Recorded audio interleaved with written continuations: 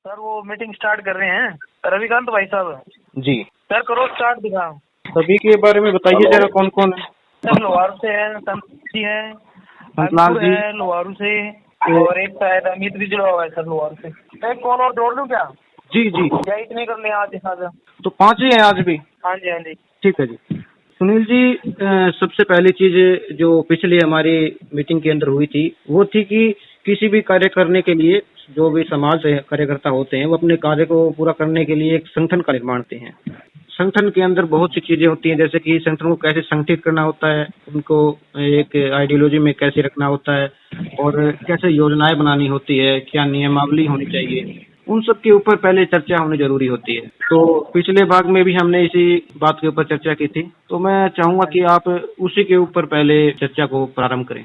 ऐसा है कि सर देखो, संगठन के लिए हमें अभी कुछ छोटे छोटे समूह तैयार करने पड़ेंगे जिसपे हमारा भी काम चल रहा है सर। मेन ये है जी, जो सदस्य हैं जो अपने समाज के लिए काम करना चाहते हैं उनसे बातचीत हो रही है, उनको हम ऐड भी कर रहे हैं और कुछ को सुझाव भी दे रहे हैं भी आगे भविष्य में ये काम करेंगे।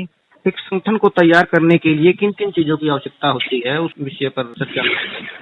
संगठन को तैयार करने के लिए सर एक जो भी प्रत्येक व्यक्ति हो समाज के प्रति भी एक तो काम करने वाला हो और निस्वार्थ भाव से सेवा करने वाला हो, काम करने की उसके अंदर एक लगन होनी चाहिए। हमें समाज के बारे में कुछ अलग करना है अपने समाज को ऊपर उठाने के लिए जी। और सर आप बता दो एक दो बातें। संतलाल जी, आप इस विषय में कुछ कहना चाहेंगे, आप बताइए। सर पहले तो मेरा नमस्कार सभी भाइयों को जो भी हमारे मीटिंग में जो साथ हैं उन सभी को हाथ जोड़ के नमस्कार और मेरी तरफ से राम राम जी। मैं ये कह रहा हूँ सर, जो सुनील जी ने कहा है हम इस विषय पे काम कर रहे हैं। सबसे पहले तो जी क्योंकि हमारे पास लोहारू बड़ा है और लोहारू में वोटों के हिसाब से चले या मैनुअली हिसाब से चले तो 2,500 के करीब हमारी यहाँ जनसंख्या है सर। तो हमारे जी वार्ड वाइज है ना जी, हम समूह तैयार कर रहे हैं, लोगों को जागरूक कर रहे हैं। क्योंकि सर पैसा है ना जी, पैसा सब देने को लिए तैयार हो जाते हैं। पैसे की बात है तो थोड़ा सा सुन लो, उसके बाद थोड़ा अगर कुछ अच्छा लगे तो बोल दियो, अगर बुरा लगे तो भी बोल दे सर। क्योंकि पैसा तो हर कोई दे सकता है, लेकिन सबसे बड़ी चीज होती है जो हमें समय चाहिए, वो समय हम लेना चाह रहे हैं जी। हम पैसा नहीं लेके समय के बारे में ज्यादा सोच रहे हैं सर कि समय हमें जो देगा, क्योंकि समय के साथ आदमी चाहिए और वो आदमी हमारे साथ चले। जहाँ भी हमें जरूरत पड़े, मान लो हम किसी गांव में जाते हैं लोगों को समझाने, जब तक हमारे पास समूह तैयार नहीं है तो हम गाँव को समझाएंगे क्या सर। तो इसलिए हम जी समूह पे थोड़ा बहुत ज्यादा फोकस कर रहे हैं। हम वार्ड वाइज 1-2 बंदे की हम ड्यूटी लगा रखी है सर। जैसे कि सुनील जी ने मेरी वार्ड नंबर 12 से लगा रखी है कि आपके समूह में कितने आदमी है सर। मैंने मेरे समूह में और मेरे वार्ड में 400+ के करीब हमारे वोटर हैं। उसके अलावा हमारे जो जनसंख्या के आधार पे हम 600-700 के करीब है सर। उस हिसाब से हमने 20 आदमी की टीम तैयार कर रखी है सर। जब भी हमें जरूरत पड़ती है तो जैसे हमारे पास किशोरीलाल जी, सोमवीर जी और सज्जन जी, नरेश कुमार जी, इस प्रकार के हमारे पास आदमी है जी। जब भी हमें जरूरत पड़ती है हम उन आदमियों को बोलते हैं सर आप हमारे साथ चलो, तो तैयार रहते हैं सर। इसलिए हम तो टीम वर्क पे ज्यादा ध्यान दे रहे हैं सर, और इससे ज्यादा मैं कुछ नहीं कर रहा सर। और आप बता दो कुछ, अगर मेरी बात गलत लगी हो तो आप मेरे को बता दो ताकि हम सुधार कर सकें। जी धन्यवाद। अमित जी, आपका क्या सुझाव है, एक संगठन को और मजबूत बनाने के लिए किन किन विषयों पर ध्यान देना जरूरी है? कोई ना आप तब तक कोई भी एक सदस्य अमित जी को जोड़ लीजिए और तब तक बलवान जी आप बताइए। हेलो जी बलवान जी नमस्कार जी सभी को। मैं बलवान सिंह नायक। मैं वैसे तो मैं आपको इंट्रोडक्शन देता हूँ। मैं हरियाणा से बिलोंग करता हूँ, लेकिन प्रेजेंट टाइम उत्तराखंड में सेटल हूँ, उत्तराखंड रुड़की में सेटल हूँ। ठीक है सर। मेरा मेन मुद्दा मेरा तो शिक्षा पर है। हम शिक्षा के लिए कुछ कर सकते, क्योंकि शिक्षा से हमारे इसलिए मुद्दा मैंने बनाया हुआ है जो मैं जिस गांव से बिलोंग करता हूँ उसमें हमारे बंदे पढ़े लिखे नहीं थे। मैं भी बहुत ही गरीब परिवार से निकल कर आया हूँ, दिहाड़ी मजदूरी करते हैं। तो मैंने अपना पूरा संघर्ष किया। मैं अपने बारे में बताऊंगा, ये कोई बुरा न माने, इसके बारे में पहले अपना बारे में बताऊंगा। तो मैंने पूरे जीवन संघर्ष करके मैं छोटी छोटी बातों को लेकर शुरू से चला हुआ हूँ। तो मैंने उस कार्रवाई करने के बाद फिर मैं आर्मी ज्वाइन किया। आर्मी ज्वाइन करने के बाद मैं 10th पास ही हूँ, ज्यादा पढ़ा लिखा नहीं हूँ उस जमाने में।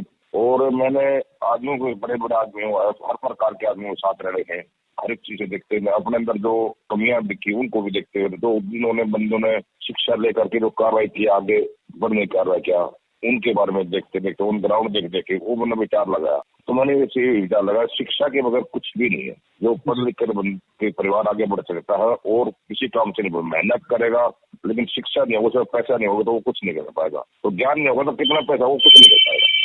तो उसी वजह से मैंने देख की कंडीशन में कम पढ़े लिखे होने से क्या दिक्कतें आ रही है। जो पढ़े लिखे आदमी वो 10 रुपये में काम कर सकता है, कम पढ़े लिखे आदमी वो 5,000 में कम पूछता है, पूरा एस्टिमेट लगाया जाए तो उसका। तो यही सोच विचार करके मैंने सोचा भी शिक्षा जरूरी है सबसे जरूर। लेकिन शिक्षा के लिए हमारे समाज में शिक्षा के लिए कार्रवाई करने के लिए हमें बहुत ही मेहनत करनी पड़ती है। हमारा समाज ऐसा है कि डायरेक्ट आप बताओ उनके तो बुरा भी वो जल्दी मान जाता है। और इसके लिए शुरुआत करने के लिए हमें सबसे पहले हमें बगैर पैसे वाला कार्रवाई करना पड़ेगा। बगैर पैसे से जो काम हो सकता है, जो हमारे मेहनत से ही।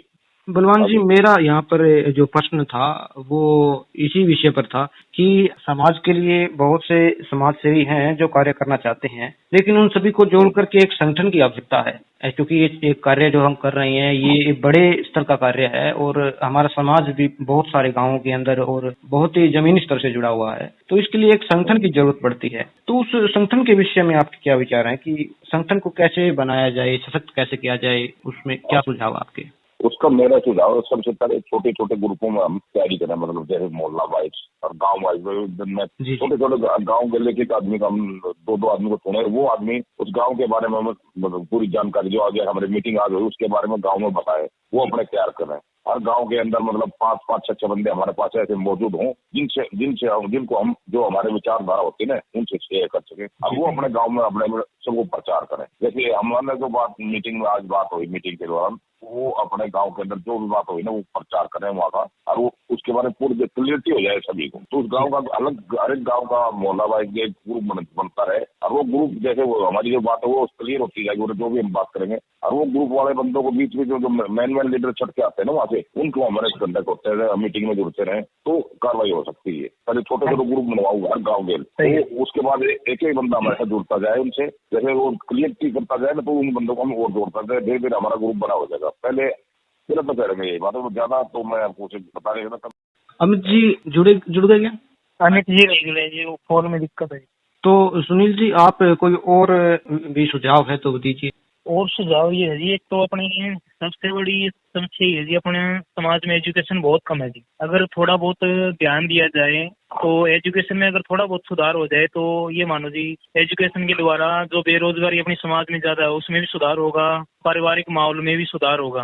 और दूसरी बात ये जी, हमारे लगभग मेरे हिसाब से ज्यादा नहीं तो 50% से वो डॉक्यूमेंट की समस्या बहुत ज्यादा जी अपने समाज की, क्योंकि अनपढ़ कैंडिडेट है बहुत ज्यादा। उनकी अगर छोटी समस्या उसे ठीक कराने में मैक्सिमम ये मानो मिनिमम मानो 4-5 दिन वो लग जाते हैं कम से कम जी।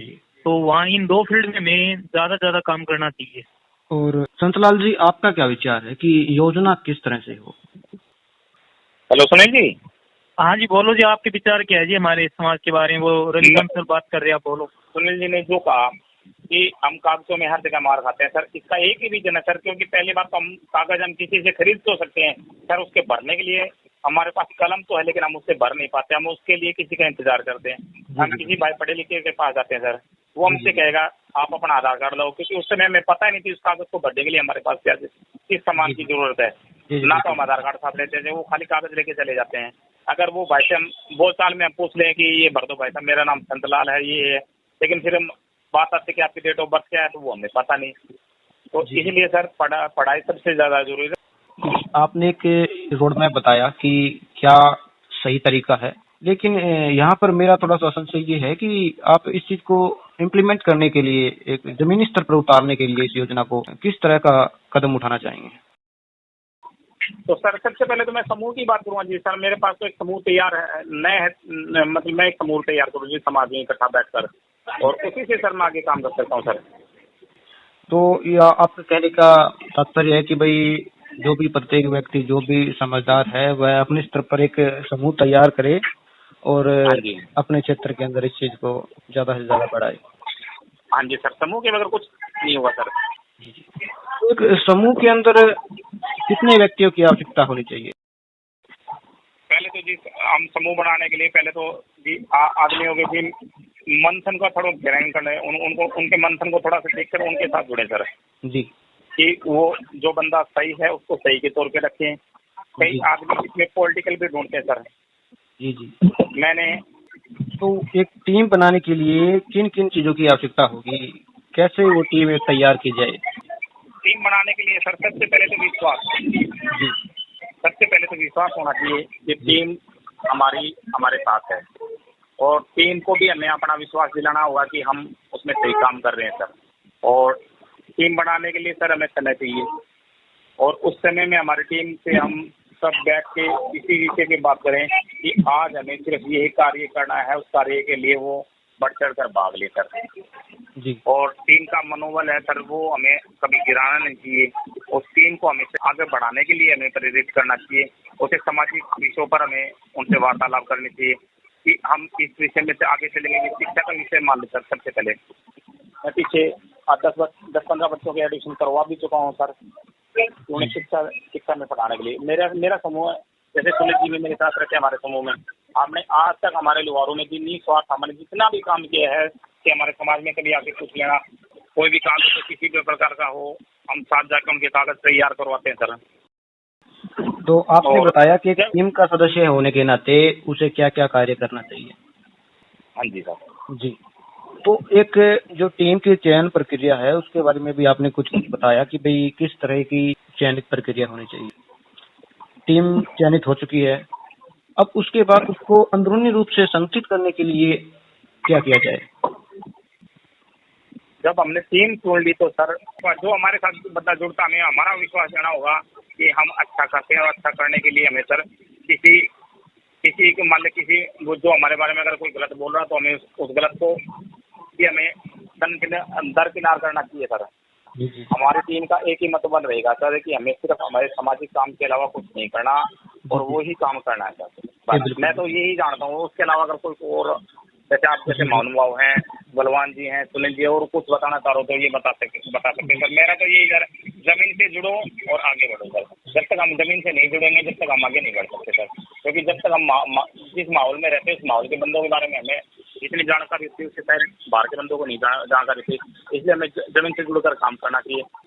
जी सुनील जी, और आपके क्या विचार हैं किस बारे में सर?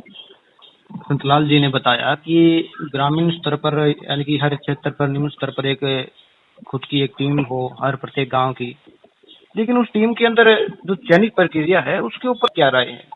सर सबसे पहले हमें बंदों की जैसे मिल के उनकी थोड़ी बहुत छटनी भी करनी पड़ेगी। जैसे मान लो हम 20 बंदों से मिल रहे हैं तो मिलेंगे, हमें थोड़ा बहुत उनके विचारों से पता लग जाएगा ये बंदा हमें टाइम देने वाला भी है और ये समाज के लिए काम करने वाला भी है।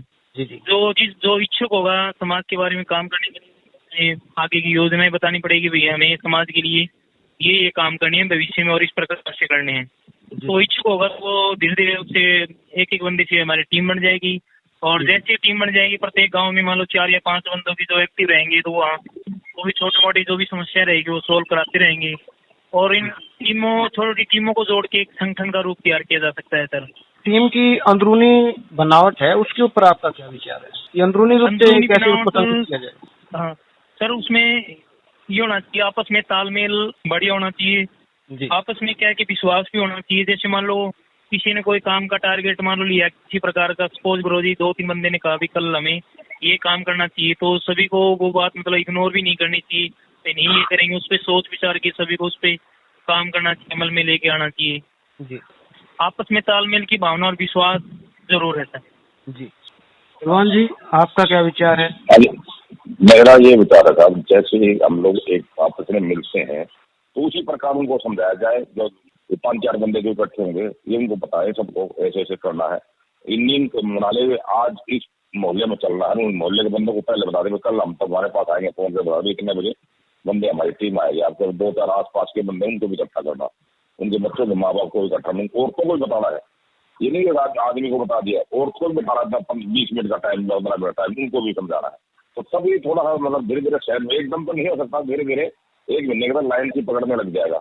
तो बलवान जी, धीरे हमारे जागरूकता से जो एक टीम बनानी होती है इस कार्य को करने के लिए, उस टीम की जो चयन प्रक्रिया है किस तरह की होनी चाहिए, और टीम की जो अंदरूनी जो बनावट है उसके बारे में आपका क्या विचार है, उसको कैसे और समझ किया जाए?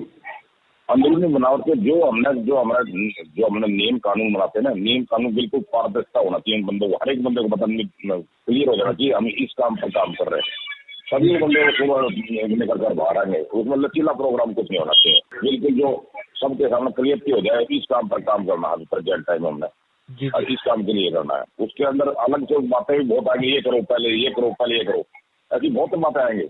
जी ये मेरे को अच्छी तरह पता है। आप अगर सही रास्ता बताओ तो भी कुछ नहीं ये सोचेगा इनमें कोई स्वार्थ है, हमारे समाज में फतूर भरा हुआ है। जी बिल्कुल। तो उसके लिए हमने एक जो बात हमने सोच लिया ना, मैंने 5 पॉइंट बना लिया इस काम पर काम करना था, वो बात हमें उससे भटकना नहीं चाहिए, वही बातें जो बता रहा जी। लेकिन सबसे पहले जो भी टीम जो बनाएंगे ना, उनको 30 वाले बंदों को क्लियर हो जाना चाहिए हमारा ये मुद्दा है, ये टॉपिक पे काम करना ना। इतने टाइम के लिए 3 महीने के लिए मान लीजिए इस मुद्दे पर हम पक्का होना, पहले वो मुद्दा पक्का पूरा उस मुद्दे पर काम करना है। इस विषय पर भी बताइए, जो अभी मौजूदा संगठन है, जो सुनील जी और संतलाल जी और ये अपने प्रयास कर रहे हैं उस संगठन को और भी सुचारू रूप से बनाने के लिए और सुचारू रूप से कार्य करने के लिए, उस संगठन के बारे में आपका क्या विचार है कि उस संगठन की एक क्रमिक प्रक्रिया क्या होनी चाहिए? मैंने इनको सुनील जी को भी बता चुका हूँ मैं इसके बारे में। देखो यही बात मैं आगे बता रहा हूँ, जैसे आप पहले बंदों को जोड़ेंगे, बंदा कौन क्या उनके भाव पड़ेंगे कि बंदा इस हमारे साथ मिलना चाहता है नहीं मिलना चाहता है, 2-4 दिन बात करेंगे। ये हमें रूटीन वर्क में ना, जो जितने बंदे जुड़े रूटीन वर्क में 2 बंदों से बात करें, हर बंदा नियम बना ले, 2 बंदों के साथ मैंने बात करें, ग्रुप में जितने जुड़े बंदे, उनकी विचारधारा पढ़नी है, उनको मतलब किसकी विचारधारा पड़े। जैसे 2 दिन मैंने आपसे बात कर लिया, आप मेरे को आधा घंटा आपसे बात की, आप मेरे विचारों पर जाओगे, मैं आपके ऊपर जाऊंगा। जो बोलेगा तभी तो पता चलेगा कि चिका जैसे कुछ लिखेगा तो उसी पता चलेगा आदमी क्या उसकी भावों से। तो संतलाल जी आपका क्या विचार है?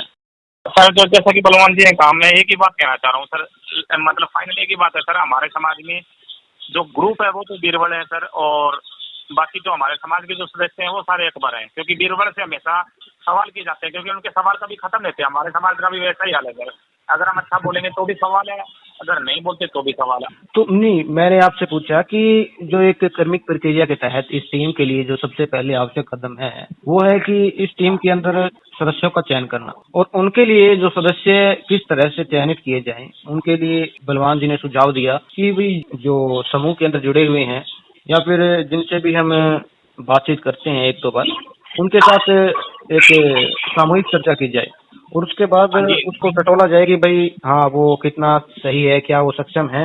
अगर वह सक्षम है तो उसे टीम के साथ शामिल किया जाए और उसे कार्यकारी सदस्य। सबसे पहले तो जी हमें जो सदस्य हैं वो सारे जागरूक सदस्य थे, उनके अलावा उनके पास शिक्षा भी थोड़ा सा हमें महत्व देती है कि वो बंदा पढ़ा लिखा हो जी और बोलने में सक्षम हो, और इनके साथ हमें कुछ बुजुर्गों की भी जरूरत पड़ेगी समाज के अंदर, क्योंकि हम नए अगर जाते हैं समाज में तो लोगों का भ्रम होता है कि ये पता नहीं किस कौन वंश है। 1-2 बुजुर्ग लोग भी हमारे साथ हैं, तो जी 1-2 हमारे ग्रुप में ऐसे भी बंदे हों जो जैसे कि बलवान जी हैं, जैसे हैं ऐसे जो सामाजिक कार्यकर्ता, वो भी हमें स्पेशल जरूरत है सर। सामाजिक कार्यकर्ताओं के बगैर तो हमारा जो संगठन है वो कभी कामयाब ही नहीं होगा सर, क्योंकि सामाजिक कार्यकर्ता ऐसे थे जो समाज के अन्य हिस्सों में इन्होंने काम किया हुआ है, और ऐसे राज्य हैं जहाँ पर हम अभी आज तक गए ही नहीं, उन राज्यों में इन्होंने घूमकर और कुछ अलग अलग ग्रुपों में जुड़कर इन्होंने अच्छा ज्ञान लिया है। तो हमें सबसे मेन तो जरूरत है सर, हमें भी कुछ ज्ञान की जरूरत है सर, बगैर ज्ञान के हम कुछ नहीं कर सकते। छटने के लिए वो छटने वाली बात इन्होंने सबसे बड़ी बात कही कि हमें जो व्यक्ति परिपूर्ण होगा ना वो ही किसी को परिपूर्ण कर सकता है सर, इसलिए मेरे कागजात वाला जो मैटर है वो क्यों बरकरार है सर, इसको मैं थोड़ा सा यही विराम दे रहा हूँ सर। हमें सबसे पहले तो हमारे जो सदस्य उनका चयन करते समय सबसे पहले तो उनकी शिक्षा को देखा जाए सर, मेरे हिसाब से। अगर बच्चा शिक्षा के साथ गुणी होना चाहिए, गुणी के साथ उसमें करने का हौसला होना चाहिए, और हौसले के साथ वह लीडर भी होना चाहिए सर, जो सच को सच बोले और गलत को गलत बोले सर। जी। उसके अलावा वो थोड़ा सा आर्थिक रूप से भी थोड़ा सा देखो जी, थोड़ा सा भाई हम कहीं जाना पड़े, अगर बंदे के पास कुछ ना हो, मान लो अगर हमारे ग्रुप में तो ऐसा है नहीं जी कि सारे अमीर हो तो वो एक दूसरे को बयान कर लेंगे, इसके लिए थोड़ा सा सर उसे आर्थिक रूप से भी थोड़ा मजबूत होना जरूरी है, ताकि हम किसी को ज्ञान देना सर, उस ज्ञान पे अगर 150 रुपये खर्च भी करने पड़े ना तो करने में सक्षम हो, मेरे हिसाब से तो यही बेस्ट होगा सर। सुनील जी, आपके क्या विचार हैं इस क्रमिक प्रक्रिया के तहत संगठन को मजबूत करने का पहला जो कदम बताया गया है वो है चयन प्रक्रिया सदस्य का। तो आप जिस तरह से बलवान जी ने बताया जो एक तरीका है, उसके बाद संतलाल जी ने भी इसके अंदर 2-3 बात ऐड करी कि भाई बुजुर्ग भी होने आवश्यक हैं उसके अंदर, और साथ के साथ युवा जो बच्चे हैं जो पढ़े लिखे हैं, लेकिन उनके साथ उनकी प्रतिभा भी झलकनी चाहिए और कुशल प्रवक्ता भी हो। तो आप इनके अंदर और क्या सुझाव जोड़ना चाहेंगे? आप सर ये है जी हाँ जी सर, ये जितने भी जुड़े हैं उनसे रोज नहीं तो 5-7 दिन में उनसे कांटेक्ट किया जाए और अपनी ये जो योजनाएं हैं उनके बारे में चर्चा की जाए, उनकी क्या राय है, काम भी किस प्रकार से किया जाए, क्योंकि सभी के सुझाव लेना भी जरूरी है सर, अगर संगठन हम तैयार कर रहे हैं तो।